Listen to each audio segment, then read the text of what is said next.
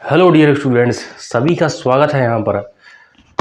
तो junior accountant की भर्ती में जिन्होंने भी एग्ज़ाम दिया है उन सभी के लिए बहुत बड़ी खबर है आज। और अब ये भर्ती में एक नया मोड़ आ चुका है, जूनियर अकाउंटेंट भर्ती 2024। एक बड़ी अपडेट है, उसको मैं आपको बताऊंगा, बिल्कुल स्क्रीन पर लगा के बताऊंगा। जो भी खबर है पूरी स्क्रीन पर लगा के एक एक शब्द को बारीकी से पढ़ के तुम्हें सारी चीज़ यहाँ पर क्लियर करवा दूंगा। तो इसलिए वीडियोस को अंत तक जरूर देखें और चैनल पर नए आए हो तो चैनल को सब्सक्राइब जरूर करिए और जुड़िए हमारे साथ। अब मैं साइंस लेकर आ रहा हूँ हमारे चैनल पर, हर भर्ती के लिए साइंस मैं यहाँ पर पढ़ाने वाला हूँ, तो इसलिए आप जल्दी से जल्दी इसको सब्सक्राइब कर लीजिए। तो जूनियर अकाउंटेंट की भर्ती में जैसा कि आपको पता होगा 11 फरवरी को इसकी एग्ज़ाम कंप्लीट हुई और अब आ चुकी है तारीख, आज है 13 मार्च। 13 मार्च। अब इस भर्ती में नया मोड़ देखने को मिल रहा है। अब वो नया मोड़ ये है जो सभी का सवाल आ रहा था कि सर रिजल्ट कब तक आएगा। इसके बारे में मैं आपको यहाँ पर एक बड़ी इंफॉर्मेशन देने वाला हूँ, बिल स्क्रीन पर लगाऊंगा यहाँ पर साइड में, इसलिए बने रहिए। अंतरिम परिणाम पर रोक, क्या ये बात सही है या फिर सही नहीं है, या फिर कितनी सच्चाई है, या फिर ये रोक कब तक लगेगी। कुछ लोग कह रहे हैं कि आचार संहिता में रिजल्ट आ जाएगा, आचार संहिता में रिजल्ट जारी हो जाएगा। वैसे हो जाता है, चुनाव और आचार संहिता का कोई रिजल्ट पर कोई फर्क नहीं पड़ता है। अभी जो एक दो दिन पहले अपडेट आई थी, मैंने सबको बताया भी था कि आचार संहिता में रिजल्ट आ सकता है, ऐसी न्यूज़ आई थी और मैंने आपको विद प्रूफ बताई थी, क्योंकि हर बड़ी खबर को मैं यहाँ पर विद प्रूफ यहाँ साइड में लगाकर बताता हूँ। आज भी बिल्कुल एक एक चीज़ को बारीकी से करने वाले हैं अपन लोग। तो आचार संहिता में रिजल्ट जारी हो जाएगा, अभी जो खबर आई थी। लेकिन अब आज का न्यूज़पेपर में, बिल्कुल आज के न्यूज़पेपर में 13 मार्च का न्यूज़पेपर मैं यहाँ पर साइड में लगा के बताऊंगा, एक एक बारीकी से पढ़ेंगे। उसमें जो खबर आई है ये बड़े चौंकाने वाली है और ये डराने वाली खबर है कि इस रिजल्ट पर, अंतिम परिणाम पर रोक लगाई गई है। तो अब बने रहिए हमारे साथ, मैं इसको आपको यहाँ पर साइड में लगा के बिल्कुल बारीकी से एक एक शब्द पढ़कर यहाँ पर सबके सामने यहाँ पर रखने वाला हूँ, जो भी अपडेट है उसको। तो अब देखो साइड स्क्रीन पर एक इमेज लगा दी है मैंने। अब इस इमेज को, इस न्यूज़पेपर की कटिंग है, बिल्कुल आज की है, 13 मार्च की। आज 13 मार्च है तो आज की कटिंग है ये। तो इसको बारीकी से पढ़ो, एक एक शब्द पढ़ो, एक मैं खुद पढ़ूंगा और आप खुद भी पढ़ सकते हो और खुद भी एनालाइज कर सकते हो क्या मामला है, क्या मामला नहीं है। तो सबसे ऊपर जो मेन हेडिंग लग रही है इसको देख लो, कल तक ऑनलाइन दर्ज करा सकेंगे आपत्ति, 5388 पदों पर होगी भर्ती। इसका मतलब है, ये मैंने मेरी एक वीडियो में बता दिया था अभी आज ही, कि जूनियर अकाउंटेंट की आंसर की जारी हो चुकी है। अब इसके बाद आपत्ति दर्ज आप 12 से 14 मार्च तक लगा सकते हो, 12, 13 और 14। तो आज 13 मार्च है, कल लास्ट डेट है, जिसको भी ऑब्जेक्शन लगाना हो वो लगा देना। ये न्यूज़ है। इसी के नीचे एक बहुत बड़ी न्यूज़ आने वाली है, तो इसको हम बारीकी से पढ़ लेते, देखते हैं क्या न्यूज़ है।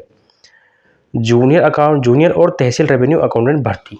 अब एक एक शब्द को पढ़ो, बिल्कुल बारीकी से पढ़ो, आपको समझ में आ जाएगा क्या मामला है, क्या रिजल्ट पे साज वाकई में रोक लगने वाली है, या फिर ये रिजल्ट और कितना लंबा खींचेगा, कब तक आएगा ये रिजल्ट। राजस्थानी कर्म चयन बोर्ड ने जूनियर अकाउंटेंट और रेवेन्यू अकाउंटेंट भर्ती की परीक्षा में पूछे गए सवालों और जवाब को लेकर आपत्ति मांगी गई है। मतलब जैसे कि हर वैकेंसी में होता है, आंसर की के बाद आप ऑब्जेक्शन लगा सकते हो, ये तो वो बात है। इसके लिए अभ्यर्थी 100 रुपये फीस देकर 14 मार्च तक आपत्ति दर्ज करा सकते हैं। मैंने अभी बताया था 12, 13, 14 मार्च, तो आज 13 मार्च है, आज और कल लास्ट डेट है इसकी। जिसको भी आपत्ति लगानी हो 100 रुपये फीस लगेगी, आपत्ति जरूर लगाइए। जो भी क्वेश्चन में आपको डाउट लगता है, जो भी क्वेश्चन से ऐसा लगता है कि ये गलत है, किसी का ऑप्शन गलत है, सवाल का पूछने का तरीका गलत है, टाइपिंग मिस्टेक है, जो भी चीज़ हो आप उसमें ऑब्जेक्शन लगा सकते हो, इसमें कोई बुराई नहीं है। बोर्ड क्या माने क्या ना माने ये बाद में पता चलेगा, तो ऑब्जेक्शन जरूर लगाओ सबके सभी।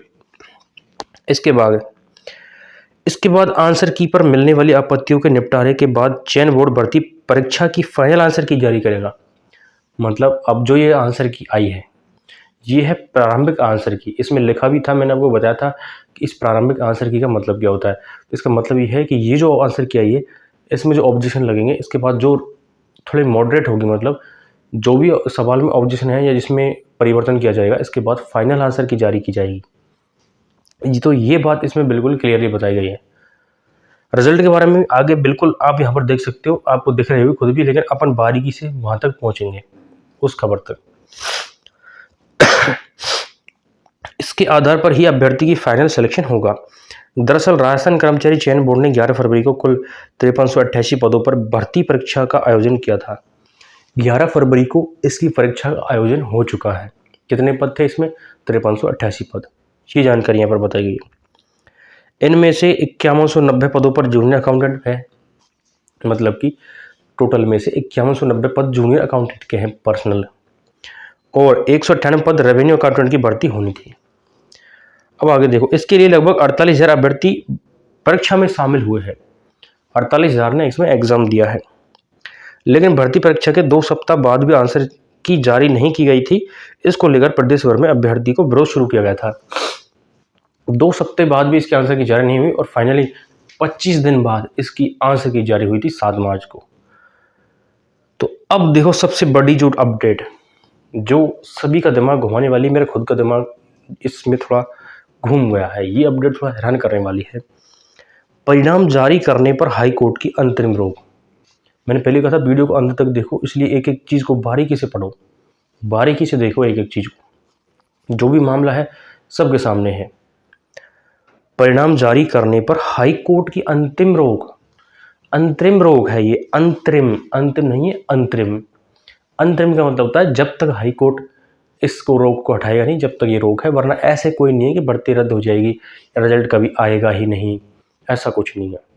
रिजल्ट आएगा, लेकिन ये जो भी इसमें स्टे लगी है, इस पर रोक लगी है, इसके ऊपर निर्णय लिया जाएगा, जल्द ही निर्णय लिया जाएगा। तो जो भी निर्णय होगा, जो भी न्यूज़ होगी, मैं सबसे पहले आपको यहाँ पर बताऊँगा, इसलिए चैनल को सब्सक्राइब जरूर कर लीजिए सभी।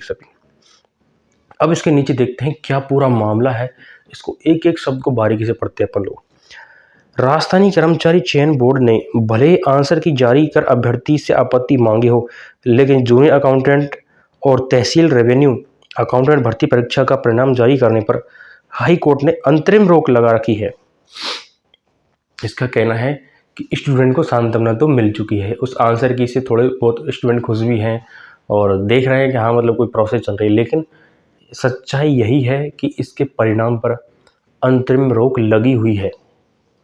अभी इसका परिणाम जारी नहीं हो सकता। अब ये रोक हट जाए फिर तो परिणाम जारी हो जाएगा अप्रैल या मई में। मैंने पहले भी बताया था, अगर रोक वगैरह नहीं लगे तो इसका परिणाम अप्रैल और मई में जारी हो जाएगा। अप्रैल नहीं तो मई में 100% हो जाएगा। अब आगे देखो, पिछले दिनों कोर्ट में याचिकाकर्ताओं के वकील रघुनंदन शर्मा ने बताया कि जूनियर अकाउंटेंट और तहसील रेवेन्यू अकाउंटेंट भर्ती परीक्षा में आरसेट के जरिए भर्ती के पदों के 15 गुना करीब 80,000 अभ्यर्थी को शामिल हुए थे। मतलब 15 गुना जो भर्ती थी उसके लगभग 80,000 स्टूडेंट को यहाँ पर पास किया गया था, जो 18 से साल से 40 तक के थे। अब इसमें जो गड़बड़ हुई है वो यहाँ 18 से 40 तक के थे। परीक्षा में 21 से 40 साल के ग्रेजुएट और वो भी कंप्यूटर दक्षता रखने वाले अभ्यर्थी ही शामिल हो सकते थे। तो यहाँ पर फॉल्ट है ये थोड़ा, कि इसमें डायरेक्टली 18 से 40 वाले शामिल हो गए, जबकि नियम क्या कह रहे थे कि 21 से 40 वर्ष के होने चाहिए और विद ग्रेजुएशन होने चाहिए और विद कोई कंप्यूटर डिप्लोमा होना चाहिए। तो ये मामला सही भी है। अभी कैसे सही है, अब इस इमेज को हटा देता हूँ। अब देखो, अब बारीकी से समझो यहाँ पर क्या मामला है कि सीईटी के तर्ज पर जो सीईटी थी स्नातक स्तर वाली, कौन से स्तर वाली? स्नातक स्तर वाली, ये सीईटी कराई गई 2023 में, 2022-23 मतलब 2022 और 23 में ये सीईटी आई थी। इसके बाद जूनियर अकाउंटेंट में, किसमें? जूनियर अकाउंटेंट में 5388 पदों पर भर्ती निकाली गई। अब इसका नियम ये था कि इनके 15 गुना लिए जाएंगे एग्ज़ाम के लिए। कितने लिए जाएंगे? 15 गुना लिए जाएंगे एग्ज़ाम के लिए। अब इतना क्लियर है, एक सेकंड में मार्कर बदल लेता हूँ। तो ये 15 गुना लिए जाएंगे। अब वो क्या था कि इस पर्सनल जूनियर अकाउंटेंट की जो योग्यता है, योग्यता को ध्यान से देखो, इसमें एज तो थी एज क्राइटेरिया था 21 से 40 वर्ष, और जबकि एजुकेशन क्वालिफिकेशन थी इसमें स्नातक, ग्रेजुएशन प्लस में कोई भी कंप्यूटर डिप्लोमा। तो ये क्राइटेरिया इसकी क्या है, पर्सनल जो जूनियर अकाउंटेंट की योग्यता है। एक तो है आयु की सीमा 21 से 40 वर्ष थी, अभी आपने जो देखी है इसमें, वो वैसे भी पता होगा आपको कि इसमें 21 से 40 वर्ष वाले ही योग्य हैं। दूसरी है एजुकेशन क्वालिफिकेशन में क्या क्या मांगा था कि स्नातक होनी चाहिए और फिर कंप्यूटर डिप्लोमा होना चाहिए। अब ये चीज़ थोड़ी सही है, कितने स्तर तक सही है, और मैं अपना ओपिनियन क्या रखता हूँ इसमें, तो मेरे हिसाब से अगर इसमें कितना सही है कितना गलत है ये मैं खुद के ओपिनियन से बता रहा हूँ। अब जो मैं बताऊँगा इसमें किसी और का ओपिनियन नहीं, इसमें खुद का ओपिनियन है। पहली चीज़, चलो मान ली ये चीज़ सही है, चल अब तुम लोगों ने याचिका लगा दी है, जो भी है कुछ भी। पहली चीज़, ये जो सीईटी थी स्नातक स्तर वाली, इस सीईटी में वही लोग फॉर्म लगा सकते हैं जिनके ग्रेजुएशन कंप्लीट है। पहली बात तो ये है। तो फिर यहाँ पर बिना ग्रेजुएशन वाले कैसे एग्जाम दे सकते हैं मेन एग्जाम को? ये मेरा पर्सनल ओपिनियन है, मेरे पर्सनल सवाल है, और इतने सवाल तुम्हारे खुद के मन में भी आ रहे होंगे, मुझे पता है कि जिसने सीईटी स्नातक स्तर दिया है, तो पहली बात तो देने से पहले जो फॉर्म लगाया होगा सीईटी का, उसमें ग्रेजुएशन मांगी होगी क्या? तो ग्रेजुएशन वाला ही इसमें एग्ज़ाम दिया होगा। तो पहली बात तो ये स्नातक वाली बात यहाँ पर बिल्कुल मेरे हिसाब से तो गलत साबित होती है। अब जो कोर्ट भी जो भी फैसला लेता है वो देखी जाएगी, हो सकता है रियल में भी इसमें कोई आ गया होगा इसी प्रकार से। और दूसरी बात, जो स्टूडेंट ग्रेजुएशन कंप्लीट कर चुका है उसकी 21 साल एज क्यों नहीं होगी? भाई 18 साल के आसपास के 12th पास करते हैं तो 19, 20 और 21, तो लगभग 20 या 21 वर्ष के एज में ग्रेजुएशन कंप्लीट हो जाती है। हो सकता है 20 में भी कर ले कोई, जल्दी मतलब बैठा हो पढ़ने, कोई 20 का भी हो सकता है, लेकिन 21 नॉर्मल एज है। और दूसरी बात, इस भर्ती को भी 1 वर्ष हो चुका है, इस भर्ती को 1 वर्ष हो गया, काफ़ी दिनों से चल रही भर्ती। तो अगर किसी ने 20 की उम्र में भी ग्रेजुएशन करी होगी, उस टाइम पे जब सीईटी दी थी 2022-23 में, 22 में जो फॉर्म डाला था, 23 और 24, जिसकी उस टाइम पे 20 साल एज थी, अब वो 22 साल का है, तो फिर एज कम कैसे रह गई? फिर ये मेरे समझ में नहीं आया। रही बात कंप्यूटर डिप्लोमा की, अब ये चीज़ तो भाई हो सकता है किसी के पास ना हो कंप्यूटर डिप्लोमा, तो फिर भाई फॉर्म अप्लाई कैसे हो गया? फिर ये चीज़ थोड़ी देखने लायक है कि क्या ये याचिका लगी है या सही निकलेगी या गलत निकलेगी, ये तो कोर्ट फैसला करेगा। ये मैंने अपना खुद का ओपिनियन रखा है। चलो, अगर ऐसा सच में है कि किसी की ग्रेजुएशन नहीं है, उम्र भी नहीं है, फिर भी एग्ज़ाम दे दी, तो ये इसमें तो गवर्नमेंट और बोर्ड का सबसे बड़ा घाटा है। भाई तुम्हारे होते हुए ऐसा हो कैसे गया? भाई पहले कहाँ चले गए थे तुम लोग? पहले करते इस इंक्वायरी को, तो इसलिए जो भी स्टूडेंट के इसमें अच्छा स्कोर बन रहा है बेचारा, उनका डिस्टर्बेंस तो नहीं होता कम से कम। तो मैं यही चाहता हूँ जल्द से जल्द इस मामले को सुलझाया जाए। अगर सच में रियल में ऐसे स्टूडेंट हैं जिनकी एज नहीं है और ये क्वालिफिकेशन नहीं है, तो उनको बाहर किया जाए, और जिन स्टूडेंट की सारी चीज़ कंप्लीट है, एज, योग्यता वगैरह, उनका रिजल्ट जल्द से जल्द जारी की जाए। तो ये थी आज की जानकारी, सभी को अच्छी लगी होगी। वीडियो को लाइक, चैनल को सब्सक्राइब जरूर कर दीजिए और जुड़िए हमारे साथ सौरभ जी एजुकेशन के साथ। चलो हम मिलते हैं अगली वीडियो में, तब तक के लिए सभी को बहुत बहुत धन्यवाद।